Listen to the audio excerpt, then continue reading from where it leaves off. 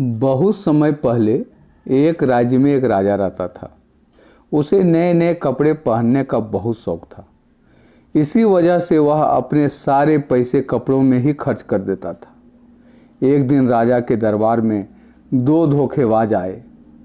उन्होंने राजा से कहा कि वे दोनों कपड़ा बनाने वाले हैं। वे राजा से बोले कि हमें पता है कि आप अच्छे कपड़े कैसे बनाए जाते हैं, जो कि सिर्फ ईमानदार लोगों पर ही पहनने हुए दिखाई देते हैं। उनकी बात सुनकर राजा उत्साहित हो गया और वह उनसे कपड़े बनवाने के लिए तैयार हो गया। राजा बोला, चलो इस बात से मुझे पता चल जाएगा कि मेरे कौन से आदमी होशियार है और कौन सा बुद्धू। फिर राजा ने उन्हें दोनों को कपड़े बनाने के लिए अच्छे खासे पैसे दिए। उन दोनों ने अपने करघे को एक जगह सेट कर दिया और उस पर कपड़ा बुनने का नाटक करने लगा। लेकिन सच तो यह था कि वे दोनों करघे पर कोई कपड़ा नहीं बुन रहे थे। उन्होंने राजा से अच्छे किस्म के सिल्क और शुद्ध सोने की मांग की। वे दोनों पूरी तरह करघे पर काम करते रहे। अगली सुबह राजा ने अपने एक बुद्धिमान दरबारी को यह देखने के लिए भेजा कि वे दोनों क्या बुन रहे हैं। धोखेबाजों ने खाली करघे की ओर इशारा किया। बुद्धिमान व्यक्ति अपनी आंखें बड़ी करके देखने लगा, लेकिन वह पर उसे कुछ भी दिखाई नहीं दिया। फिर उसने सोचा कि क्या मैं मूर्ख हूँ। इसके बाद वे दोनों धोखेबाजों से बोला, वास्तव में यह बहुत ही सुंदर और आरामदायक है। इसका रंग और डिजाइन भी बहुत अच्छा है। मैं राजा को बता दूंगा कि मैं आप लोगों के काम से बहुत संतुष्ट हूँ।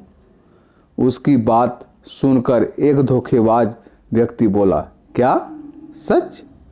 मुझे यह सुनकर बहुत खुशी हुई। फिर वह कपड़े के गुणों को वर्णन करने लगा।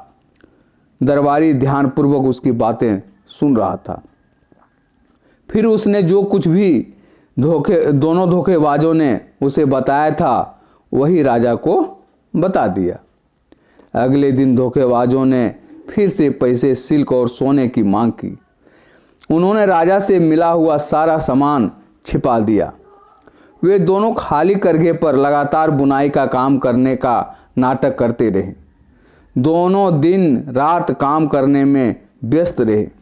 फिर राजा ने अपने कुछ और दरबारियों को बुनकरों के काम की प्रगति को देखने के लिए भेजा। उन सभी को भी वहाँ पर कुछ दिखाई नहीं दिया, लेकिन उन लोगों ने ऐसा जाहिर किया कि वे बुनकरों द्वारा बुने गए कपड़ों को देख पा रहे हैं।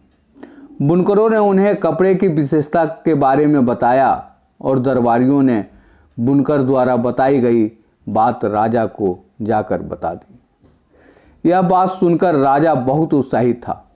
वह बोला कि मैं उन कपड़ों को जुलूस में जाते समय पहनूंगा। फिर राज्य के सब लोग मेरे नए कपड़े की प्रशंसा करेंगे। दोनों धोखेबाज बुनकर रात दिन काम में लगे रहे, जिससे कि वे राजा के नए कपड़े जल्दी से तैयार कर सके। वे बड़ी बड़ी कैंचियों से हवा में कपड़े को काटने और बिना धागे की सुई से कपड़े को सिलने का नाटक करते रहे।